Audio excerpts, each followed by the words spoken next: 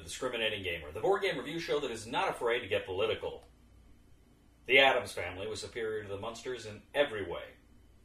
Ladies and gentlemen, speaking of scary things, today we're going to take a look at going into a deep dungeon and potentially facing off against a dreaded dragon, all with a deck building mechanic. I am, of course, talking about Clank from Renegade Game Studios.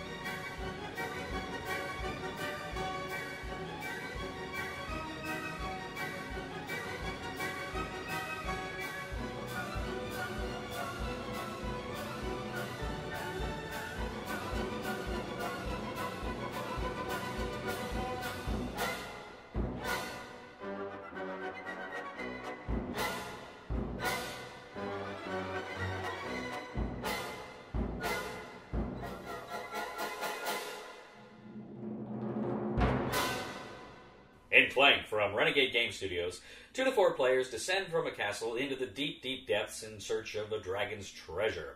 Each player is going to take on the role of a burglar, and they will gain a number of Clank cubes, as well as their little burglar meeple. It's adorable. Now, what's going to happen is, at the beginning of the game, the 2 to 4 players are going to descend from the top of the castle down into the various, into the castle, then into the deep, deep depths. They're going to go down various tracks, but they're going to do so with a deck builder mechanic. Essentially, each player is going to get some starter cards. Now, there are 3 currencies that are printed on these cards. You have skill. Skill is kind of your ability to steal things, so it's kind of like a basic currency in order to buy cards from the lineup you're going to see. So you get that, but you're also going to get things like movement, which allow you to move through the caverns, and then you're going to get swords, which allow you to battle monsters and mitigate damage as you move along the caverns. Now, there are 2 different game boards you can play with, kind of a daylight one and a harder nighttime one. And at the bottom of the board, you're going to place a number of cards. I believe 6 cards that are kind of your where you could buy from. On the board, you're also going to have kind of a market in the middle where you can kind of buy items to gain victory points. And then you're also going to have an area on the board for your Clank. More on that later. So as you're moving through the castle in the depths, essentially you would have to play a card with a movement on it to move one space. But in between each of the paths, you may see one that has 2 footprints, which mean you have to spend 2 movement points to get across them. You may also have kind of these wound symbols, and you will take damage unless you have swords that can kind of fight through them. If you've got enough swords to cover it, you don't take any damage when you move along them. Some of the pathways are blocked with a lock. You need a special key in order to get through them. And some of them are arrows, meaning they are only one-way caverns. Now, in addition to those currencies I told you about, there's one other important thing you're going to get with some of your cards, and this is very important because there's a dragon living in the depths of the depths, and this dragon is very upset that you're coming for his treasure. You're going to place this dragon on a starting spot, depending on the player count, and it's going to show a number of cubes. And that means when you stir the dragon, he is going to try to attack you that many times. You start the game with a dragon's bag in which you put in a number of black cubes. Now, every time you play a card like Stumble, which has a Clank on it and add +1 Clank, you take one of your colored cubes and you place it in the Clank spot. Well, everybody does this. They place it in the Clank spot, and then if ever, once you buy a card, you put a new card out that has a dragon symbol on it, then what you go ahead and do is put all of your cubes into the bag. You move the bag around, you shuffle the bag, I guess is what you'd say. You jiggle the bag, I don't know. And then you reach in and you pull out the number of cubes that is printed on the current dragon space. If one of your cubes comes out, you place that cube on your health tracker. And this health tracker, as you get more cubes on there, you're losing health. So ideally, you don't want to have your own cubes drawn. You want your opponent's cubes drawn, or just the neutral black cubes drawn, which do nothing. Now, as your characters are moving through these pathways and these caverns, there are certain rules here. There's, for instance, caverns, which can contain some pretty cool things, but as you go into them, you can't move. It kind of halts your movement unless you've got special cards that will let you not halt your movement. But you're constantly finding these other little treasures and potions and items that some of them you can use immediately, some of them you can spend like gold. There's all sorts of different things you can find. As I say, there's that marketplace in the middle of the board that you can actually buy items that contain victory points and have some other useful powers with them that sometimes trigger with some of your cards as well. But critically, you are looking for artifacts. Artifacts are some very high victory point value items that you're going to find in the depths. And the lower in the depths you go, the more powerful these artifacts become, the more points they're worth. So as you're descending in, you have the opportunity to pick up some artifacts, and you only get one. You can take that and try to make your way back to the top, or you can keep going further to try to find more powerful artifacts and other items as well that may help you on your quest. So as you move down in there, as soon as you pick the one you want, you start moving back up toward the top. Now the first one that gets out will get to take one of the mastery tokens, and indeed as everyone comes out they can grab a mastery token, which is worth a lot of victory points. But once you get out, you get that token, and then you move to this special dragon track where you're going to have more frequent dragon attacks, and the person who gets out no longer has a regular card turn. They simply just move their unit across the dragon tracks, where these dragon attacks become, as I say, more powerful. Ideally, at that point, the other people want to try to get back out of the cavern as quickly as possible. Now, once everybody gets out, if you don't get out, if you're below if you're still in the depths when the time's up, then you're out. There's nothing they can do.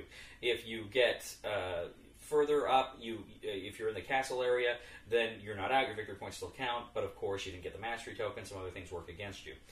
But critically, if you're out, or whoever didn't get out at the end of the game, you compare all your victory points. You're looking, of course, at your artifact. You're looking at your mastery token.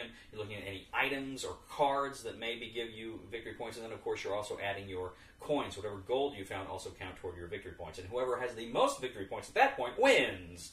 Clank. So Clank is one of these games that, again, I was a little late to the party to. It's been out over a year now.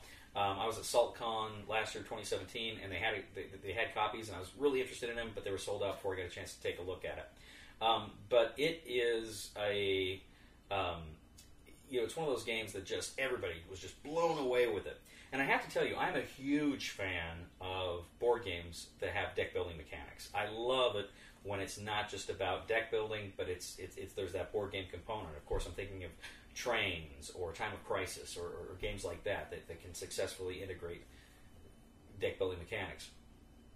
And so I was really excited for Clank, and this is one that I've really been wanting to play for a while. And actually, the good people at Renegade contacted me and asked me if I'd like to review anything. And I said, I'd really like to see Clank. And they said, okay, we'll send it out to you. So they sent me out a review copy, and I went over to Chris's, and Chris had played it before, and he said, oh yeah, this is a great game, I'll show it to you. So he showed it to me. And what I found is, first of all, it's a quick game. It's a lot faster than I thought it would be. It moves faster. The game we played a 3-player game, the first game, and it was 60 minutes, the recommended time. And I think we probably did it under that. It was probably about maybe 50 minutes. I mean, I don't think it was a full hour we were at it once we started. It was a fairly quick game, and that was cool. I wasn't expecting it to be that quick, but that's cool to play a game that gives you that experience at that quick a time. Played the game, and what I found is I really enjoyed it. I really liked this deck building game. I liked the dragon mechanic with the Clank tokens and how the dragon comes out, and you're really sweating it, hoping it gets intense. And then, can I get out of the entire or while I'm still moving towards something, is somebody else going to get there faster? Should I try to work toward that? And am I going to get the cards that let me do that? Or should I move toward in this direction and try to get something here? And should I keep going if somebody's already heading back? And there's some real good choices here in this game, which, of course, I really, really love and respect. I like it. I have to say, and this was probably, it was just so talked up for me, I don't think it could have met the hype for me. It seemed like it was a little hyped up, and I don't know that it quite met that hype that I was expecting.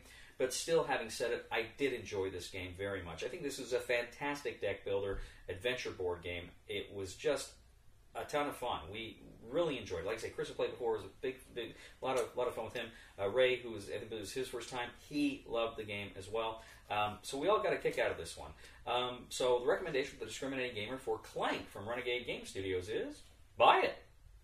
Thank you for joining us once again on The Discriminating Gamer. As always, we ask you to please leave a comment for us on YouTube, on Board Game Geek, on our Facebook page, or on thediscriminatinggamer.com. We ask you to please like us on Facebook, subscribe to us on YouTube, and follow us on Twitter. We are The Discriminating Gamer. I gotta tell you, one of the reasons why I like Clank so much is because it reminded me of Judy Garland.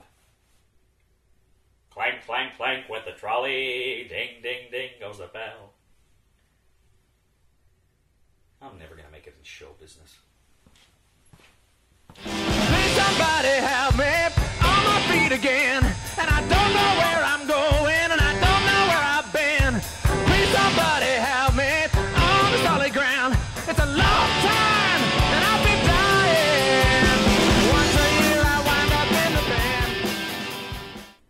Clank from Renegade. In Clank from Renegade Game Studios, 2 to 4 players take on the roles of burglars as they descend from a castle into the deep, deep dungeon in search of treasure.